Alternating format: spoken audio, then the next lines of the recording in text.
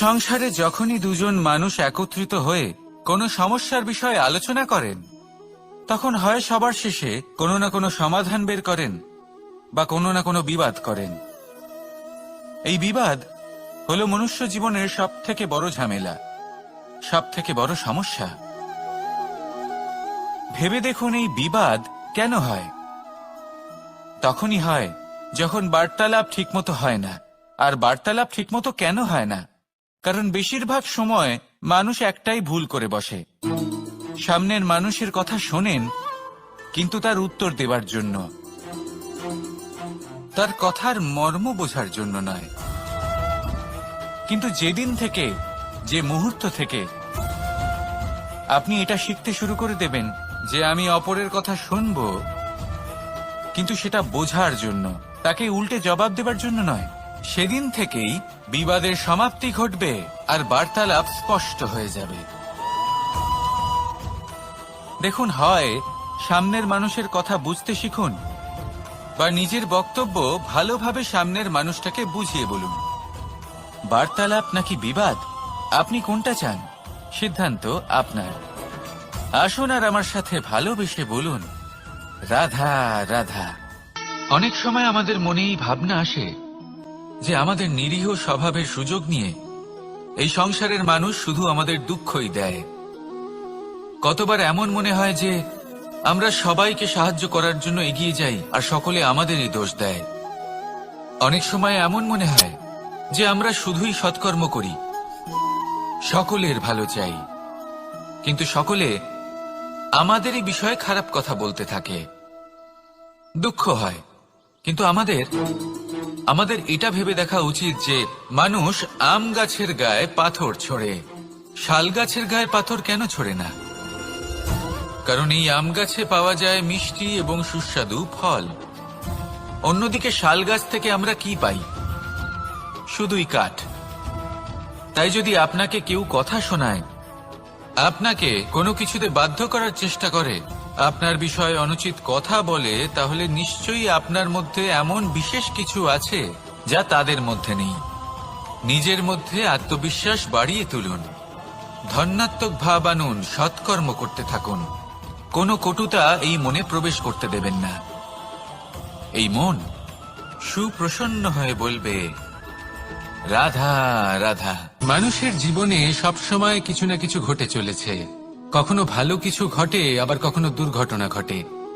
এবার যখনই কোনো দুর্ঘটনা ঘটে, মানুষ ঈশ্বরের কাছে প্রার্থনা করে যে হে ঈশ্বর, আমাকে রক্ষা করুন, এই বিপদ থেকে আমাকে উদ্ধার করুন। বা সে সেই সমস্ত দোষ চাপিয়ে দেয় নিজের প্রারব্ধ, নিজের ভাগ্যের ওপর। কিন্তু যদি আপনি গভীরভাবে ভাবেন, তাহলে প্রত্যেক দুর্ঘটনা, বাধা এবং বিপদ আপনার জীবনে শুধু একটাই উদ্দেশ্য নিয়ে আসে, আপনাকে আরো যোগ্য করে তোলার জন্য। যদি আপনাদের একটা উদাহরণ দিই, বর্ষার ঋতুতে যখন প্রচন্ড মাত্রায় বৃষ্টি পড়ে, ছাদ থেকে জল পড়তে থাকে, তখন আপনি নিশ্চিত করে নেন, স্থির করে নেন যে এবার আমি এই ছাদকে নতুন করে বানিয়ে তুলব, আরো শক্তিশালী বানিয়ে তুলব, আরো দৃঢ় বানাবো। আপনার জীবনে যখন কোনো অসুখ করে, তারপর আপনি জীবনে আরো সাবধানী হয়ে যান, আরো সতর্ক হয়ে যান, স্থির করে নেন যে এটা যেন দ্বিতীয়বার না হয়। ঠিক কিনা? এই বিপদ, এই দুর্ঘটনা, এই সংকট, এগুলো জীবনে আসবে আপনাকে আরো শ্রেষ্ঠ করে তোলার জন্য। এবার এটা আপনার ওপর। আপনি একে ভাগ্যের পরিহাস বলে মনে করবেন, নাকি ঈশ্বরের সংকেত মনে করবেন, যিনি আপনাকে আরো শ্রেষ্ঠ করে তুলতে চান? সিদ্ধান্ত আপনারই।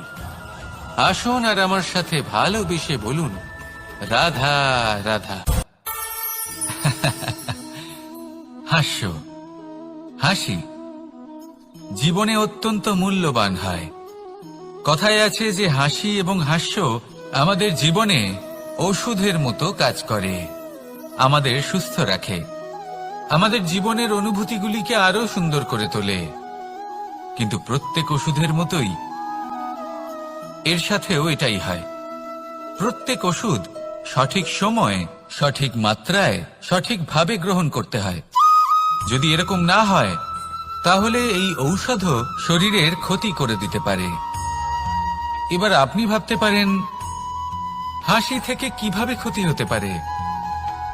আপনি যদি অন্য কারোর উপরে হাসেন তাহলে হয়তো তার মনে কষ্ট হতে পারে, তার অন্তরের মিত্র হয়তো শেষ হয়ে যেতে পারে আর অন্তরের শত্রু জেগে উঠতে পারে।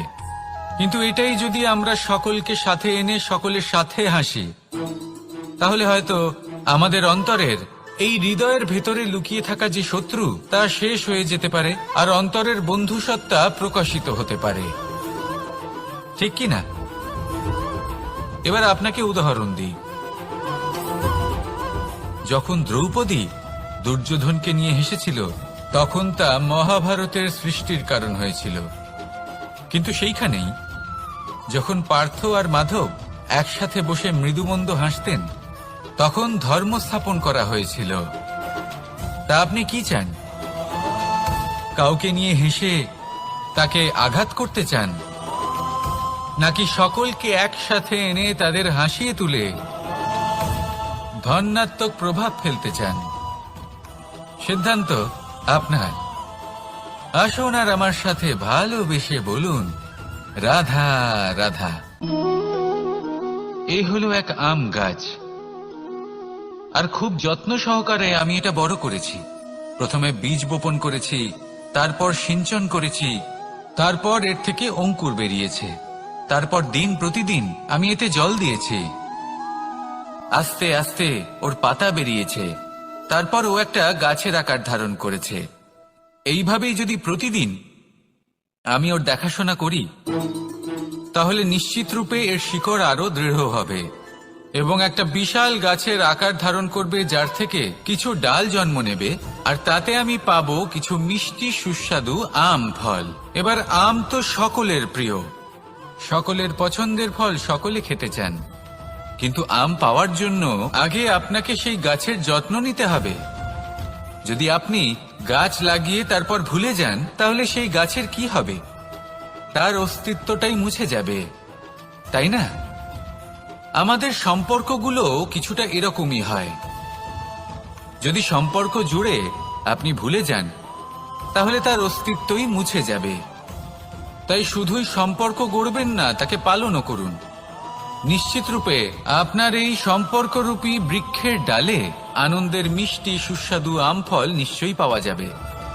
তাহলে প্রত্যেক দিন প্রত্যেক সম্পর্ক পালন করুন, তার থেকে আনন্দ লাভ করুন। এই মন ভালোবেসে বলবে, রাধা রাধা। সিংহ। কথায় আছে সিংহ হলো বনের রাজা, কিন্তু যখন সিংহের তথা বনের রাজার খিদে পায় তখন তাকেও বাইরে এসে কর্ম করতে হয়। কোন হরিণ নিজে সিংহের সামনে এসে এটা বলে না যে, আরে আপনি হলেন বনের রাজা, আপনি আমাকে ভোজন রূপে গ্রহণ করুন, আমি নিজের প্রাণদান করতে প্রস্তুত রয়েছি। এমন তো কখনোই হয় না। সিংহকে গুহা থেকে বাইরে বেরোতেই হয়, বনে ঘুরে বেড়াতে হয়, ধৈর্য ধরতে হয়, বিভিন্ন ধরনের পরিশ্রম করার পরেই তার ক্ষুধা নিবারণ হয়। হরিণ নিজে থেকে তার কাছে চলে আসে না। সেইভাবেই জীবনে কি সাফল্য আমাদের কাছে নিজে থেকে হেঁটে আসে? কখনোই আসে না। ততক্ষণ আসে না যতক্ষণ না আমরা পরিশ্রমের পথে চলা শুরু করছি।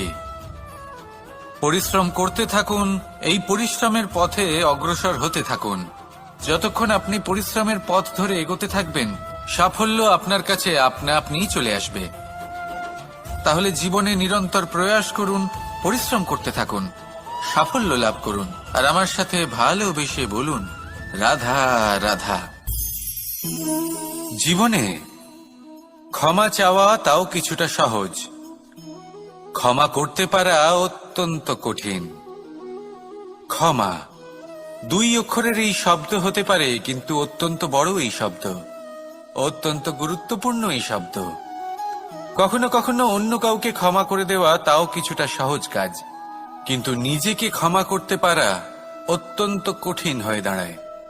অতীতে যদি আমাদের এমন কোনো ভুল হয় যে কারণে আমরা নিজেকে ক্ষমা করতে পারি না, অনেক সময় এমন কিছু ভুল করে বসি যে বিষয় শুধু আমরাই জানি, কিন্তু আমরা নিজেকে ক্ষমাই করতে পারি না, আর আমাদের বিকাশ সেখানে স্তব্ধ হয়ে যায়।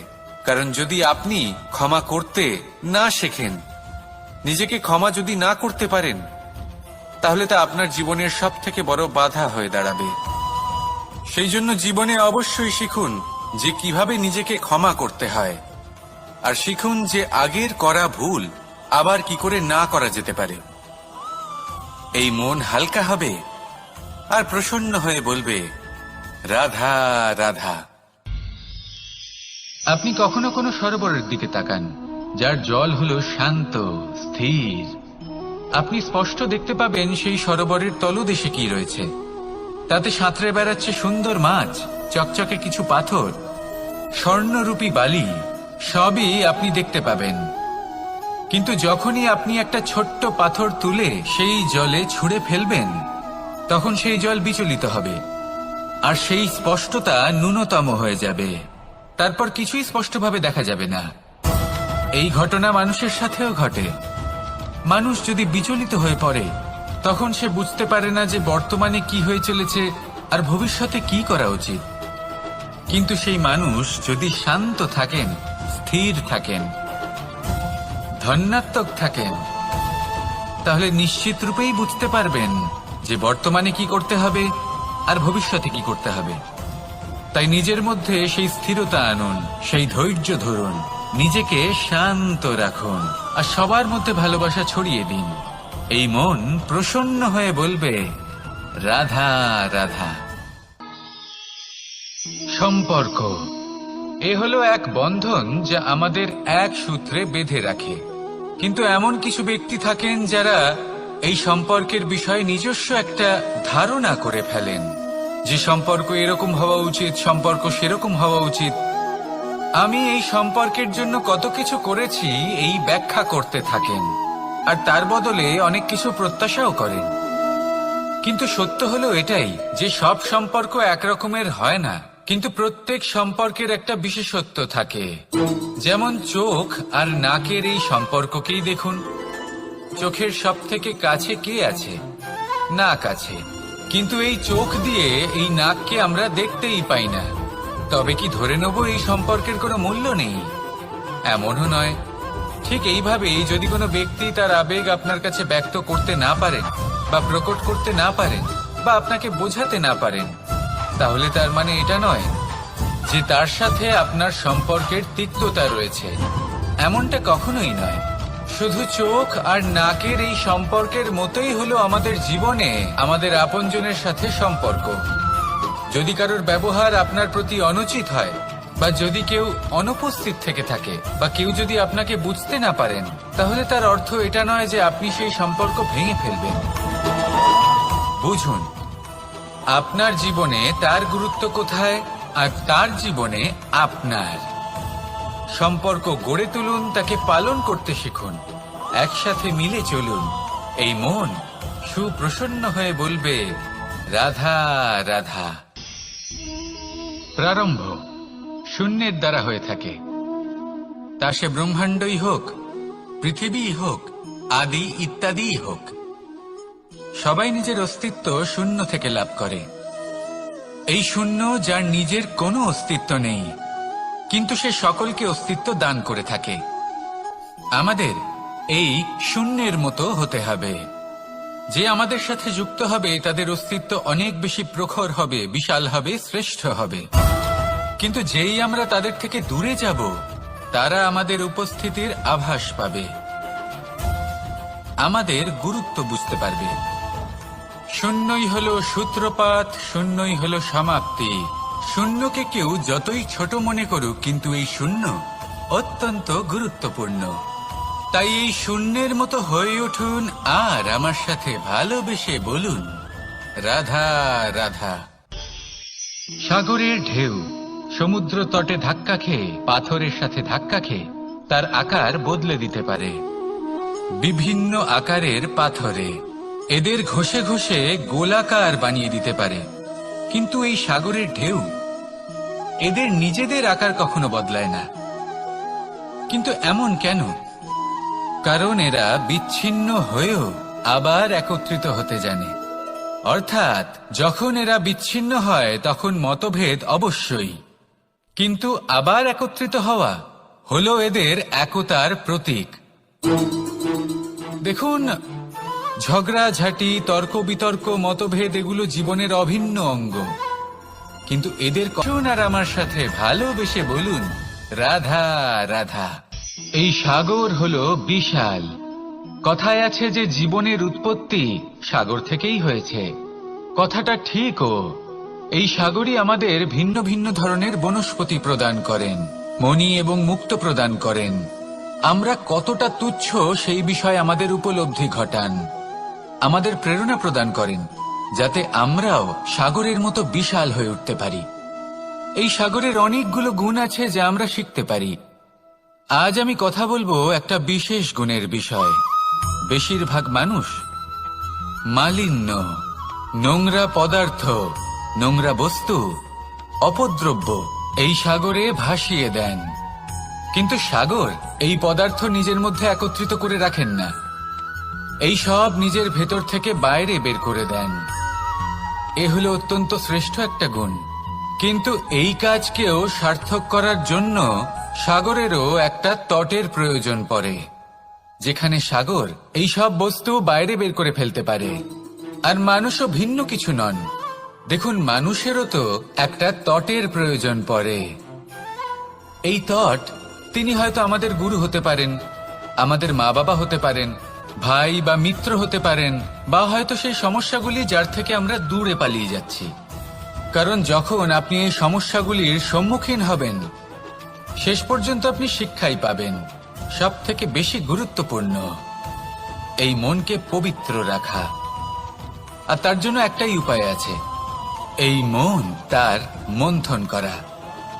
যদি এই মনের মন্থন করেন তাহলে পূর্ণরূপে পবিত্র হবেন। আর এই মন, আপনি তো জানেনই, প্রসন্ন হয়ে বলবে, রাধা রাধা। নেকড়ে, নেকড়ের বিষয়ে আমরা সকলে জানি। ওরা খুবই নিষ্ঠাবান এবং অত্যন্ত সতর্ক থাকেন। ছোট ছোট মূর্খতা করে বসেন।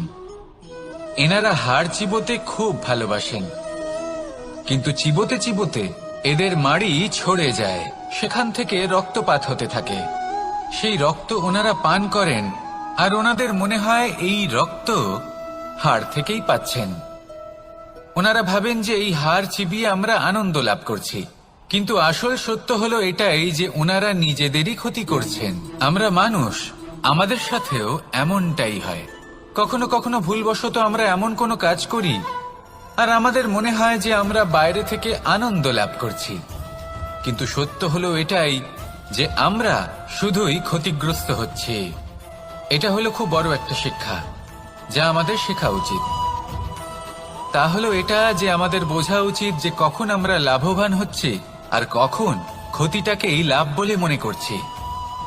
এই শিক্ষা যদি আপনি প্রাপ্ত করতে পারেন, তাহলে এই সংসারে আপনার থেকে বেশি প্রসন্ন আর কেউ থাকবেন না। তাহলে আসুন আর আমার সাথে ভালোবেসে বলুন, রাধা রাধা। মানুষের জীবনে তিনটি গুণ অত্যন্ত প্রয়োজনীয়: শ্রদ্ধা, বিনম্রতা, যোগ্যতা। যদি জ্ঞান লাভ করতে চান তাহলে শ্রদ্ধার প্রয়োজন, যদি মান লাভ করতে চান তাহলে স্বভাবে বিনম্র হওয়া প্রয়োজন, আর যদি মনোবাঞ্ছিত স্থান লাভ করতে চান তাহলে যোগ্যতার প্রয়োজন। বিষয়টা সহজ। শ্রদ্ধা আপনাকে জ্ঞান দেবে, নম্রতা আপনাকে মান, আর যোগ্যতা উচিত স্থান দেবে। কিন্তু যদি আপনি এই তিনটি গুণ সম্মিলিত করেন, তাহলে এমন কিছু লাভ করবেন যা এই সব কিছুর থেকে অনেক ঊর্ধ্বে। সম্মান। আর এ হলো সেই সম্মান যা প্রত্যেক মানুষের নিজের জীবনে লাভ করতে চেষ্টা করা উচিত। কারণ এই হলো সেই সম্মান যার কারণে আপনি চলে যাওয়ার পরেও এই সংসার আপনাকে ভালোবাসবে আর মনে রাখবে। আসুন আমার সাথে ভালোবেসে বলুন, রাধা রাধা।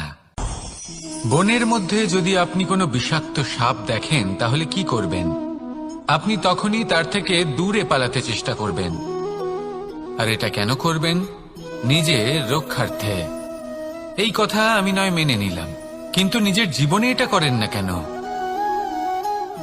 আপনি যেখানেই যান, যে স্থানেই যান না কেন, প্রত্যেক সময় প্রত্যেক মুহূর্তে এমন বিষাক্ত সাপ আপনি অবশ্যই খুঁজে পাবেন। আর সেই সাপ নয় যাদের আপনি বনে খুঁজে পাবেন, এরা হলো সেই সাপ যা আপনাকে পাপ করতে বাধ্য করবে। আপনার অন্তরের বাসনা, ক্রোধ, অহংকার, লোভ, ঈর্ষা এদের বৃদ্ধি ঘটাবে। দেখুন, বনের এই সাপ আপনাকে একবার ছেড়ে দিতেও পারে, ছোবল নাও মারতে পারে, কিন্তু এই যে পাপরূপী সাপ আছে তা অবশ্যই ছোবল মারবে। কর্ম যদি করেন তাহলে অবশ্যই ফল পাবেন। সেই জন্য যখনই কোথাও যাবেন, যদি এমন কাউকে দেখেন, যদি এমন কিছু দেখেন যে আপনাকে পাপ করতে বাধ্য করছে, তাহলে সেই মুহূর্তে সেখান থেকে পালিয়ে যান। যেমন বনের সাপ দেখে আপনি পালাতে থাকেন। সৎকর্মের রক্ষা অত্যন্ত আবশ্যক। আসুন আর আমার সাথে ভালোবেসে বলুন, রাধা রাধা। যদি কোনো সিংহ বানরের মতো গাছে চড়তে চেষ্টা করে তাহলে কি হবে? একটা মাছ যদি মাটিতে হাঁটতে চেষ্টা করে তাহলে কি হবে? তারা বিফলই হবে। কিন্তু এরকম কেন হয়? তার কারণ হলো প্রকৃতির রচনা কিছুটা এরকম। এখানে প্রত্যেকটি ব্যক্তিকে, প্রত্যেকটি প্রাণীকে আলাদা আলাদা গুণের অধিকারী করা হয়েছে এবং সকলকে একটা সীমাও প্রদান করা হয়েছে। এবার এই যে বৃক্ষ, পশু, পাখি, এদের মধ্যে সেই ক্ষমতাই নেই যে এরা নিজেদের যাচাই করতে পারবে, নিজেদের সীমাগুলো বুঝতে পারবে, নিজেদের সদ্গুণগুলো চিনতে পারবে। এরা সেটা করতে পারবে না। কিন্তু মানুষ তো আলাদা। মানুষের কাছে সেই বিশেষ শক্তি আছে যে তারা পূর্ণরূপে নিজেদের যাচাই করতে পারবে, নিজেকে পূর্ণরূপে বুঝতে পারবে, নিজের দোষ, নিজের অপগুণ, নিজের সদ্গুণ, নিজেদের সীমাগুলো তারা বুঝতে পারবে। আর এটা অত্যন্ত গুরুত্বপূর্ণ। কথায় আছে যে যদি সাফল্য লাভ করতে হয় তাহলে নিজেকে যাচাই করে নিতে হবে। তাই নিজেকে যাচাই করুন, নিজের সাথে পরিচিত হয়ে যান এবং জীবনে কর্ম করতে থাকুন। সাফল্যের শিখরে অবশ্যই পৌঁছে যাবেন। আর ওখানে যদি যান তাহলে এই মন প্রসন্ন হয়ে অবশ্যই বলবে, রাধা রাধা। অন্ধকারাচ্ছন্ন রাত্রি যদি এসে থাকে তাহলে আলোকিত প্রকাশ নিয়ে সূর্যও অবশ্যই আসে। রোগ যদি এসে থাকে তাহলে তার ওষুধও অবশ্যই আসে। সমস্যা যদি আসে তাহলে সেই সমস্যার সমাধানও নিজে থেকেই আমাদের কাছে চলেই আসে। এই সংসার, এই জীবনের শুধুমাত্র একটাই নিয়ম আছে, আর তা হলো এটাই, এই সংসার হলো একটা চক্রের মতো। এতে শাশ্বত বলে কিছু নেই, নিত্য বলে কিছু নেই। আর যা কিছুই রয়েছে সব বদলাতে চলেছে। যদি আপনার জীবনে দুঃখ থাকে, সমস্যা থাকে, যদি আপনি বিপদ দ্বারা আচ্ছন্ন, তাহলে মনে রাখবেন সবকিছু বদলে যেতে চলেছে। দুঃখের সময় কাঁদবেন না, মনকে আরো দুঃখী করে তুলবেন না, কারণ এখানে যা কিছুই এসেছে তা যাওয়ার জন্যই এসেছে। তাহলে এত চিন্তা কিসের? আনন্দ সহকারে জীবন যাপন করুন আর আমার সাথে ভালোবেসে বলুন, রাধা রাধা।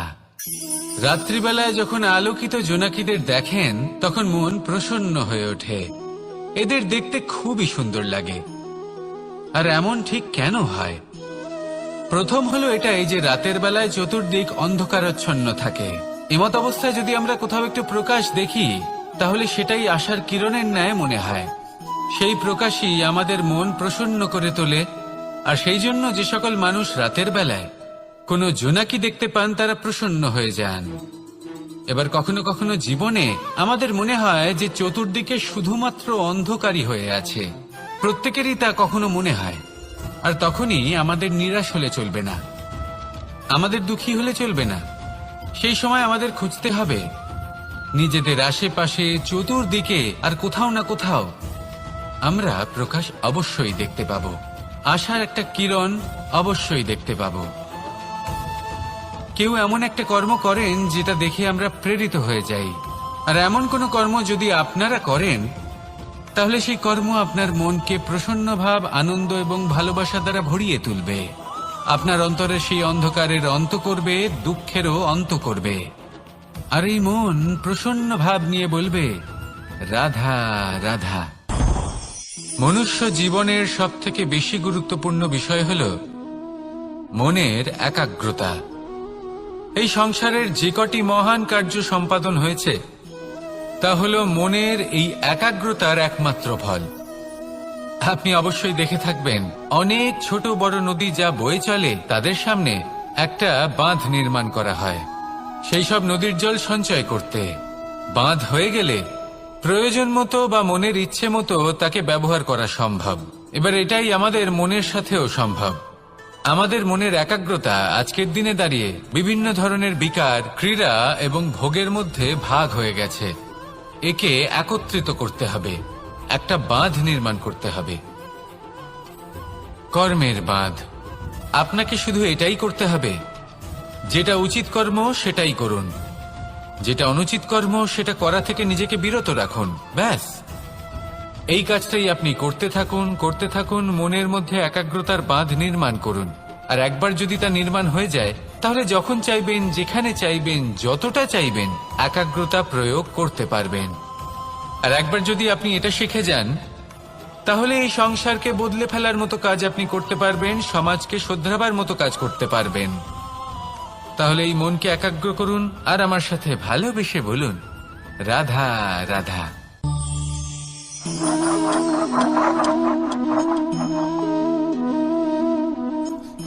কোনো ব্যক্তিকে নিশ্চয়ই দেখেছেন যিনি নিজে কাঠ কাটার এই কাজে নিপুণ এবং অভিজ্ঞ। এবার আপনারা দেখবেন যে তার মনোযোগ সমস্ত কাঠের ওপর থাকে না, তার মনোযোগ থাকে শুধুমাত্র একটা কাঠের ছোট্ট একটি অংশের ওপর, যেখান থেকে তার টুকরো করা হচ্ছে। কিন্তু সেটা উনি কেন করেন? যদি এটা উনি না করেন তাহলে সেই কাঠ সঠিক পদ্ধতি এবং তাড়াতাড়ি কাটা যাবে না। জীবনেও তাই হয়ে থাকে। আপনি হয়তো কোনো লক্ষ্য স্থির করেছেন বা পথ নির্বাচন করেছেন বা কাজ স্থির করেছেন যেটা আপনি করেই ছাড়বেন।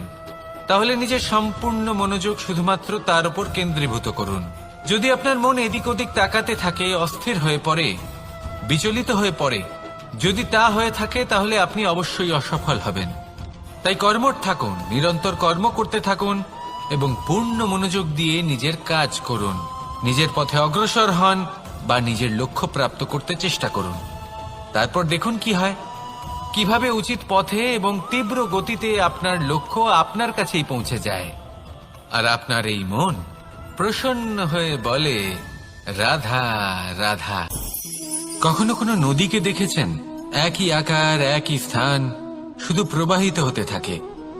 এর মধ্যে কখনো কোনো অপদ্রব্য ফেলে দেখুন, দেখবেন সেটা বেশিক্ষণ সেখানে থাকে না। সেটা নদীর সাথে বইতে থাকে আর বয়ে যেতে যেতে সাগরে সমাহিত হয়ে যায়, আর শেষ পর্যন্ত সাগর সেটাকে তটে ফেলে দেয়। কিছুটা এমন হওয়া উচিত আমাদের বিচারধারাও। এক স্থানে তা স্থগিত হওয়া উচিত নয়, এটা সবসময় প্রবাহমান হওয়া উচিত।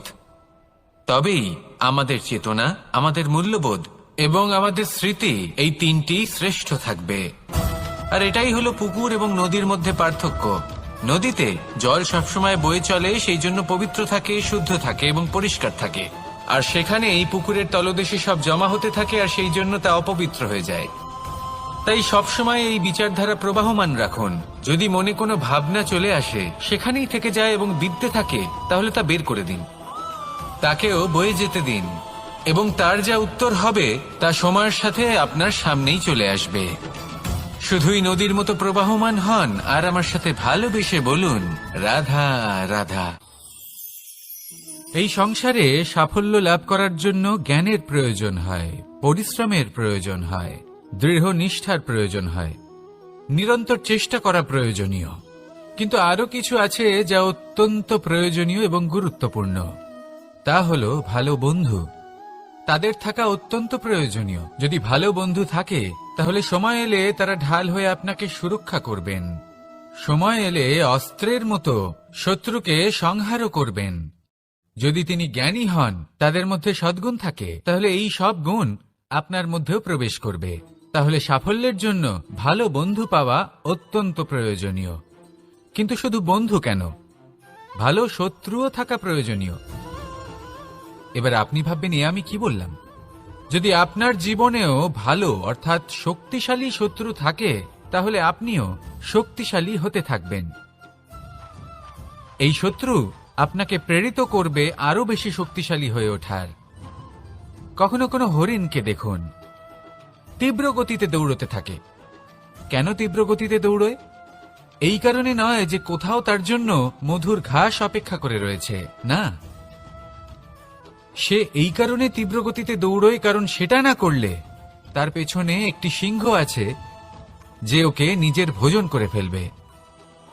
তাই জীবনে বিপদ, সংকট এই সবকিছুও হলো অত্যন্ত গুরুত্বপূর্ণ। তার সম্মুখীন হতে শিখুন আর আমার সাথে ভালোবেসে বলুন, রাধা রাধা। আমরা সবাই ফল খাই, কিন্তু আমাদের সেই ফলই প্রিয় হয় যে পরিপক্ক হয়ে ওঠে, যেটা নম্র হয়, আর যে ফল অনেক বেশি মিষ্টি আর সুস্বাদু হয়ে থাকে, যাদের রঙে বাহার দেখা যায়। সেইভাবে জীবনে আমরা নানান মানুষের সাথে পরিচিত হই, কিন্তু সেই মানুষই আমাদের মন ছুঁয়ে যায় যারা বিনম্র স্বভাবের, যাদের বাণী খুব মধুর, যাদের অন্তরে আত্মবিশ্বাসের একটা তেজ, একটা রং দেখা যায়। এবার এমন ব্যক্তি আমরা কি করে হব? ঠিক সেইভাবেই যেমন একটা ফল রোদ, বর্ষা, শীত, বায়ু এই সকল সংকটময় পরিস্থিতির সম্মুখীন হয়ে পরিপক্ক হয়ে ওঠে, সেইভাবেই মানুষ সংকটময় পরিস্থিতির সম্মুখীন হয়ে পরিপক্ক হয়ে ওঠেন। যদি এই সংকটের সম্মুখীন হন তাহলে অভিজ্ঞ হবেন, আর এই অভিজ্ঞতাই শিক্ষা দিয়ে যাবে। এই অভিজ্ঞতা আমাদের শিখিয়ে দেয় যে আমাদের বিনম্র থাকতে হবে। অহংকার করে কোনো লাভ নেই। মধুর বাণীর যে কি মূল্য তা আমরা শিখতে পারি। এই অভিজ্ঞতাই আমাদের বুঝিয়ে দেয় যে উচিত অনুচিত কোনটা, আমাদের দৃষ্টিভঙ্গি তৈরি করে, আর এই দৃষ্টিভঙ্গি দ্বারা আত্মবিশ্বাস জাগ্রত হয়। সেই জন্য জীবনে কখনো বিপদ থেকে দূরে পালাবেন না, সেগুলোর সম্মুখীন হন, অভিজ্ঞতা লাভ করুন, তার থেকে শিক্ষা লাভ করুন, এইভাবেই পরিপক্ক হবেন। আসুন আমার সাথে ভালোবেসে বলুন, রাধা রাধা। ধন সঞ্চয় করা সম্ভব, আর সেই জন্য ধন সবথেকে বেশি মূল্যবান সম্পত্তি নয়। এবার আপনি বলবেন, এ আমি কি বলছি? এই ধন খুব মূল্যবান, আমরা সকলে অর্জন করতে ব্যস্ত। সেটা এই কারণে কারণ আপনারা জানেন না এই সংসারের সবথেকে বেশি মূল্যবান সম্পত্তি কি। এ হলো সেই সম্পত্তি যা কখনো সঞ্চয় করা সম্ভব নয়। আপনার কাছে যতই ধন থাকুক তা দিয়ে আপনি স্বাস্থ্য লাভ করতে পারেন, বাড়ি কিনতে পারেন, আদি ইত্যাদি, কিন্তু আপনি যতই ধনী হন না কেন ফেলে আসা দিনের একটা মুহূর্ত আপনি লাভ করতে পারবেন না। এই একটা মুহূর্ত, এই সময়, এটাই হলো সংসারের সবথেকে মূল্যবান সম্পত্তি। একবার চলে গেলে তা কখনোই ফিরে আসে না। আর এই মুহূর্ত যতই চলে যাক না কেন আমরা স্মৃতির মাধ্যমে সেগুলি যাপন করতে পারি, তার আনন্দ উপভোগ করতে পারি, আর যার সাথে আমরা সময় অতিবাহিত করেছি তার স্মৃতিতে আমরা চিরকাল জীবিত থাকতে পারি। সেই জন্য সময় সবথেকে মূল্যবান সম্পত্তি, তাকে এইভাবে নষ্ট করবেন না। প্রত্যেকটা মুহূর্ত উপভোগ করুন, আনন্দ করুন, আর ভালোবেসে বলুন, রাধা রাধা। কনক, কি সুন্দর একটা শব্দ। এর অনেকগুলো রূপ রয়েছে, অনেকগুলো অর্থ রয়েছে। প্রথম অর্থ হলো স্বর্ণ, অর্থাৎ সম্পত্তি। দ্বিতীয় অর্থ ধুতুরা, অর্থাৎ গাছের ছোট একটা বীজ যা কিনা অত্যন্ত শক্তিশালী হয়। যদি বেশি মাত্রায় এর প্রয়োগ করা হয় তাহলে এটা বিষময় হয়ে উঠতে পারে।